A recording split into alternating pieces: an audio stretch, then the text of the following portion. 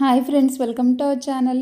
నేను పాలు వేయించుకుంటున్నాను అని చెప్పాను కదా, దానిదైతే ఒక 10-15 డేస్ది అయితే మేగడ కలెక్ట్ చేశాను. ఫస్ట్ అయితే కొంచెం చేద్దాం, తర్వాత తర్వాత కొంచెం ఎక్కువ కలెక్ట్ చేసి చేయొచ్చు. ఫస్ట్ టైం చేస్తున్నా కదా, మళ్ళీ ఫ్లాప్ అయిపోతుందేమో అని చెప్పి భయం వేసి ఫస్ట్ కొంచెం మేగడ కలెక్ట్ చేసి చేస్తున్నా.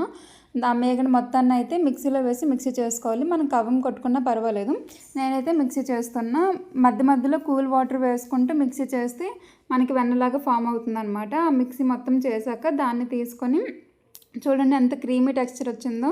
దాన్ని తీసుకొని 2 టైమ్స్ వాష్ చేసుకోవాలి. వాష్ చేసుకుంటే మనకి కంప్లీట్గా వెన్న ముద్దలా ఫామ్ అవుతుంది అనమాట. నాకు ఫస్ట్ వాష్కి అయితే భయం వేసింది, ఏంటిది వాటర్లో కలిసిపోతుంది అని చెప్పి.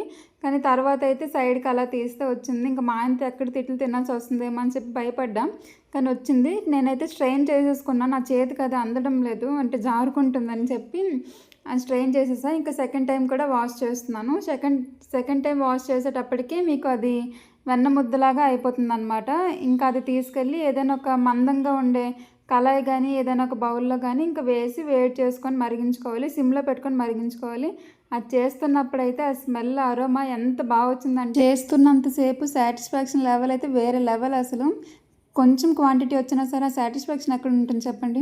మన ఛానల్ని ఎవరైనా ఫస్ట్ టైం చూస్తుంటే అలా వెళ్ళిపోకుండా ఒక్కసారి సబ్స్క్రైబ్ చేసుకొని వెళ్ళిపోవచ్చుగా. అలాగే ఒక చిన్న లైక్ అయితే వేసుకోండి.